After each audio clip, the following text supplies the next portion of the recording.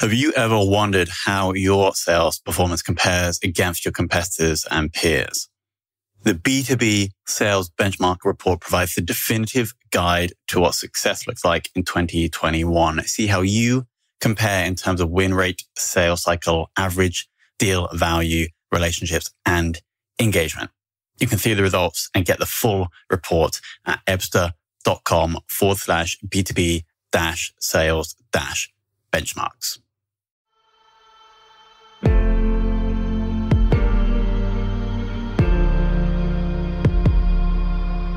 This is Sales Ops Demystified, the number one most downloaded podcast in sales operations. We invite the brightest minds in sales ops onto the show to deconstruct the what, why, and how behind rep productivity, forecasting, metrics, and all things revenue. This podcast is brought to you by Ebster, a revenue intelligence platform used to identify risk in the pipeline and score customer engagement, and is sponsored by the Global Sales Operations Association and the UK Revenue Operations Network.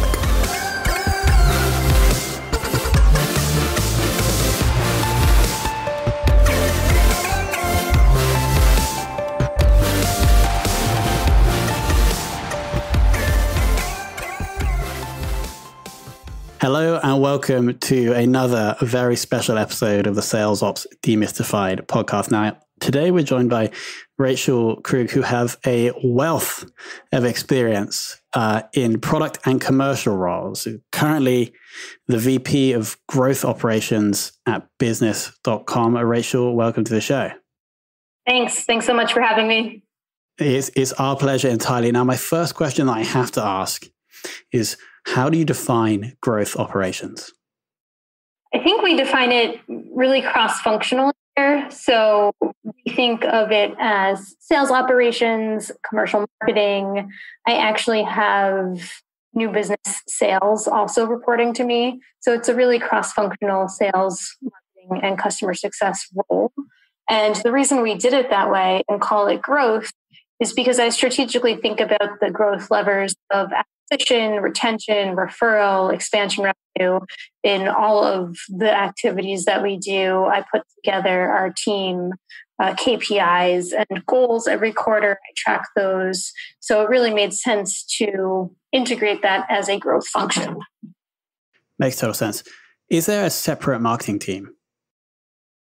So business.com is a two-sided market. So there is a separate team that works to get small businesses to our website. We have folks focused on SEO, paid traffic partnerships. Business.com is a marketplace with over 2 million small businesses on our sites or on our partner sites every month. So there is a separate side of the business completely focused on that small business audience. But the marketers who are focused on the companies that are trying to reach small businesses, those are on my team. So it is a commercial marketing team for me. I actually think that I wrote an article on business.com like 5 years ago. You guys take guest contributors, right? We do. We have a community. Anybody can join the community, and we do take contributed content. I personally have also contributed to the site. I tend to write, in my free time about if there's a particular problem that I'm solving or challenge that I'm facing. Sometimes it just comes out as words on paper, and then I've turned that into a handful of business.com articles over the past couple of years. So we will find them and we'll link below. Now, I do want to dig into the business.com story because I think that's going to be an interesting use case for the audience. But pre that, I would like to talk about your other experience. So I see it's Constant Contact, and one of the places you were product. Is that accurate? That's correct. I was a product manager at Constant Contact for what we called the data platform. So Constant Contact was acquired by Endurance International Group in 2016. And with that, we're really seeking to reimagine how people process data and technology all worked together. So there were product managers that owned each of those buckets. And I owned the data piece of that. So the problem, which was a big problem that had board level visibility that I was solving in that role, was how do I integrate data from over 200 entities into what we were calling the data platform. And then why make the shift away from the product world and into the commercial world? And then how is that product experience aiding you now in the current role? Yeah, I think at Constant Contact also I had the opportunity to work on Constant Contact's tool for Facebook advertising and take that product from 110 to 5,000 customers in 3 months. And I call that a really pivotal experience for me, because from then on, I was very committed to growth and using data to inform growth. So I think the product role or the commercial roles almost, blend together a little bit for me, as long as they're focused on growing a company. And again, those growth levers I mentioned at the beginning: acquisition, retention, referral, and expansion. I also had the opportunity to move from Constant Contact to Right Networks with my manager from Constant Contact. And that was my opportunity to build out a team. When I had gotten to Right Networks, there was 2 or 3 marketers.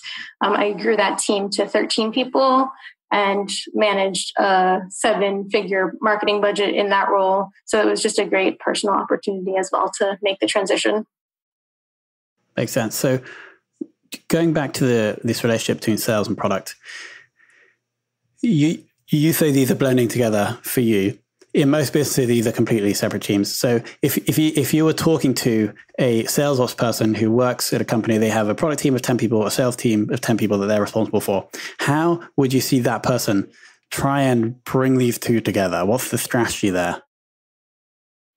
So I'm very close at business.com with our chief product officer and our director of product management. I am a stakeholder in a lot of both the platform and back-end activities that we do, and the website activities that we do. Both, of course, trying to optimize and grow our business.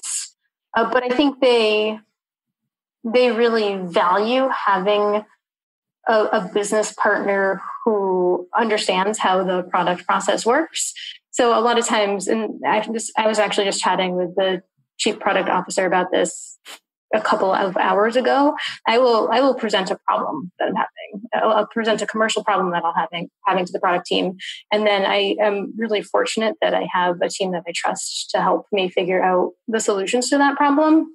And, I trust that they have a process. I understand the process to help solve it. And, I don't know, I think it's just great when you have that kind of multifunctional understanding. I am involved in a lot of cross-functional efforts in my current role. It's something I enjoy, and I think that's something my company values as well. So would you recommend that this sales ops person that's listening should go and spend 6 months in the product team? I don't know that that's feasible for everybody, but what I do think is feasible is getting involved in cross-functional projects. So I think there's a lot of opportunity, and I think, we're always looking for project managers of cross-functional projects so that everybody stays on the same page and the executive team has visibility into what's going on. So I wouldn't suggest, taking time away from your role, but I would suggest getting involved cross-functionally, maybe raising your hand to be a project manager of a cross-functional initiative and getting to know what other people at the company do. Got it. Makes sense. Now, when you joined, let's talk about business.com. When you joined, was the growth function there, or did you build that when you joined? I built it when I joined. So they were like, Rachel, come in and build a growth ops team. That's how it happened.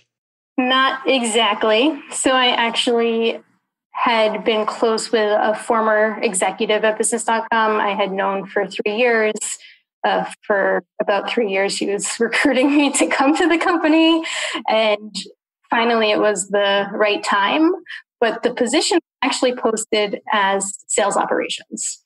And so I said, I said, Aaron, finally the right time, not quite the right role, but I think we could get it there because I can do sales operations, but I can also do marketing. And I also am, equipped to do sales enablement and growth and really think about it holistically from a revenue perspective.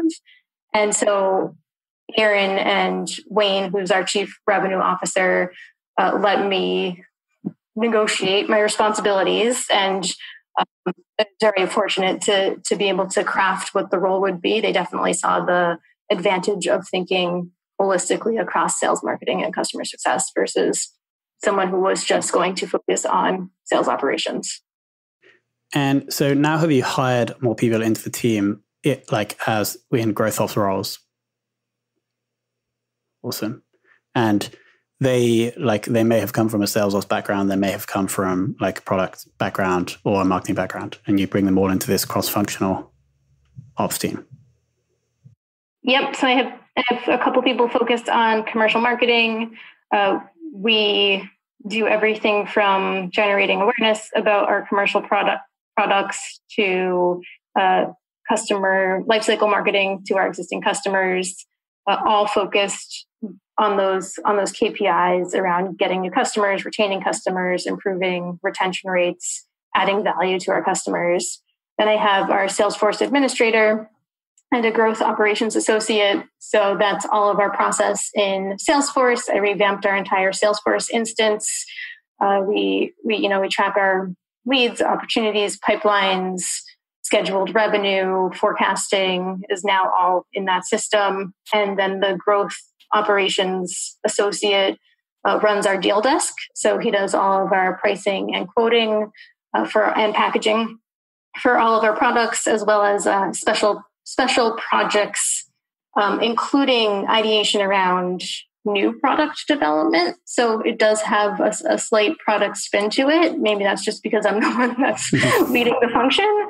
And then I also have new business sales reps who are working inbound leads. They're doing outbound prospecting. My team equips them with cadences in SalesLoft, scripts, qualification questions. So we really do enable them. And then not reporting directly to me, but reporting to our chief revenue officer, we have an account management function and a customer success function. So again, my team is involved in helping to prioritize the time of those teams against specific campaigns. The next question, you mentioned SalesLoft. Could you just quickly detail the rest of the tech stack just for the benefit of the audience? Sure. So just to give you a little bit of background on that, when I first started at business.com, we had way too many tools and no clear use case on when to use what. So actually, literally my very first project when I got here was to revamp and reimagine the tech stack. So I hired a professional Salesforce administrator as the first step at that to revamp the instance. I then consolidated our contact management. We had several contact management platforms that I consolidated. I chose ZoomInfo. So we work with ZoomInfo on our contacts. I redid the contract process is actually an internal tool. So I redid the contract process in that internal tool with our product team. And then I made the case to implement SalesLoft, which I think is an interesting story in itself because we got to do a trial and Krista, one of our reps, doubled her activities. And so that was how I was able to sell the added investment of having that tool is look at these productivity gains. So implemented SalesLoft. We have everybody in SalesLoft. They work in it every day. They would be extremely sad if it went away. So those were the first things I really took care of. The basics, I guess you'd say, how are we tracking things for the sales team? Where are we getting prospecting customer insights?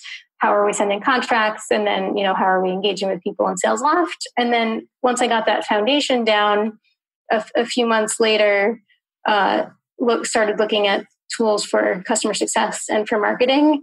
And we implemented Service Cloud this past year in Q2. for customer care. And now in Q4, we're going to be implementing Pardot for marketing. So it's certainly a never-ending journey of finding the best tools for the team. But for your listeners, I'd say, make sure you have the basics down before you add on to it. Sure. Now, do you see combining these different functions into a cross-functional ops team as a trend that we're going to see more of in the future? I do. I see more and more people with a revenue operations title or a growth operations title. I see, because sales operations people have such a unique and valuable skill set where you understand process and how to get from A to Z. You understand people and people's different goals and needs. And then, just being able to apply that work with data, that work with process across functions is super valuable. So I've definitely seen it more and more. And the skill set, it makes sense to apply it across functions. The other trend I'm seeing, which supports this, is a focus more and more on the customer. And I think this is certainly something a lot of companies were doing and have been doing since the beginning, but especially since the pandemic, focusing on customer retention, customer metrics is coming up more and more in the groups that I'm in. And so using some of that sales ops brain power on solving, how do we improve the experience for customers? How do we make customer retention better? What are the most important customer KPIs is super valuable. If you're happy to share, what are the core metrics that you and your team are targeted towards? Sure. It depends on the quarter, actually. So I actually go through a process. I don't know if you've read the book, The 4 Disciplines of Execution. I haven't, but I should. We'll link that below for anybody interested. Yeah. So what that goes through is basically there's a whirlwinds all around you every day with various, incoming requests and things coming in. And to really focus, you need to pick key metrics and drive towards what they call the wildly important goal.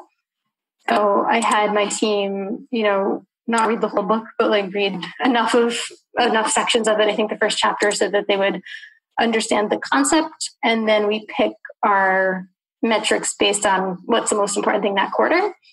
So this quarter, we are more sales focused. So we're broken down into new business. We have 2 types of products, our sales qualified lead product and our growth products.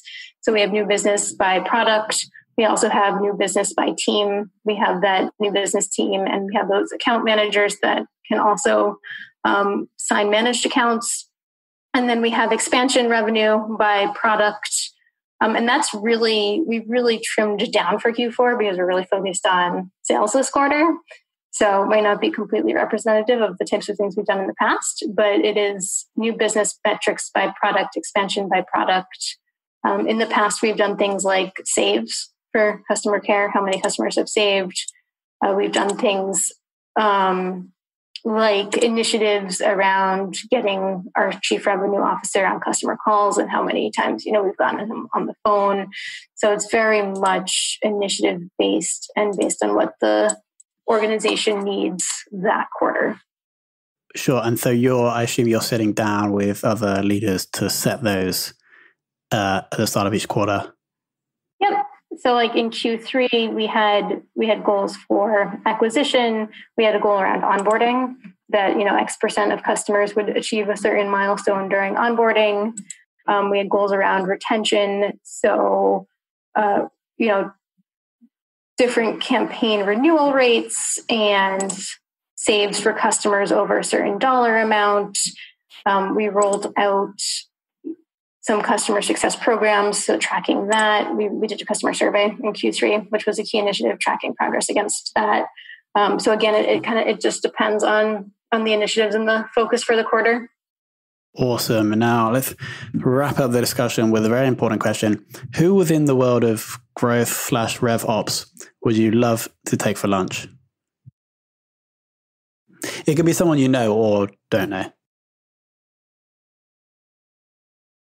I enjoy spending time with my CEO, Doug Llewellyn. We've had lunch a couple of times, and he's obviously, he's an operator and he's running the entire company now, but he did have a background in marketing. He's worked at several different media companies, and I think he always has intelligent questions to ask and an intelligent viewpoint. So I also think that Doug's done a really good job creating an inclusive culture, which is really important and also really hard to do, to the point where, at our company, he'll pause and he'll ask for input. He asks for people's ideas. If somebody's not talking, we make sure we hear everybody. So I would definitely want to go to lunch with Doug. Shout out to Doug. Well, Rachel, it was an eye-opening view into actually the first growth ops leader we've had on the show. We've had probably about 40% rev ops leaders, the rest sales ops, and now we have the first growth ops. I also want to thank you for being so transparent about metrics, your processes, your tech stack. So it's going to be an incredibly valuable interview. Thank you so much for coming on. Yeah. Thanks again.